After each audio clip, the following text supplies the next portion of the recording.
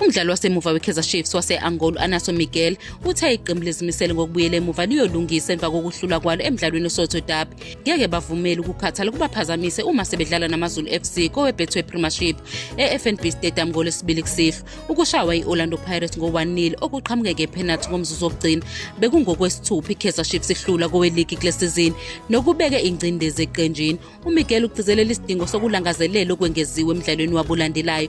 Wathi ngemuva kokulahlekelwa isifiso sokuwina kufanele babe namandla kunanoma yikuphi ukukhathala. Uveza ukuthi kubalulekile ukulungisa isithombe esisale ngemuva kweDerby futhi ugxile kunqobeni, kungaba umdlalo weDerby noma wenkomishi. uMiguel ukholelwa ukuthi umdlalo ozayo uyithuba labo lokubuyela emuva basebenze kanzima futhi bahlale beseduze esicongweni seligi. uMiguel uyazi ukuthi ithimba labaqeqeshi bamaZulu FC eliholwa ngu-Adazwane lixhumene kakhulu neChiefs. Uyazi ukuthi u-Adazwane isilomo seKaizer Chiefs wenza okukhulu eklabhini. Ngesikhathi uMiguel esafunda ngomsebenzi kaZwane wokuqeqesha uncoma umsebenzi wakhe ikakhulukazi eqenjini le-Disc Challenge. uMiguel uphinde waveza ukuthi yena noSamkelo Zwane we-Kaizer Chiefs umshana ka-Antazwane sebeke bakhuluma kancane ngalesi simo, kodwa uMiguel wagcizelela ukuthi kumele bahloniphe umlando ka-Antazwane. Ebheke emuva emdlalweni wakhe wokuqala weSoweto Derby, uMiguel uthe iDerby iletha imizwa ehlukene. Ubeke uthokozela ukudlala emdlalweni akholwa ukuthi iDerby enkulukazi e-Afrika kodwa uphoxekile ngokuhlula. uMiguel wenze konke okusemandleni ukusiza iqembu ukuthi liwine,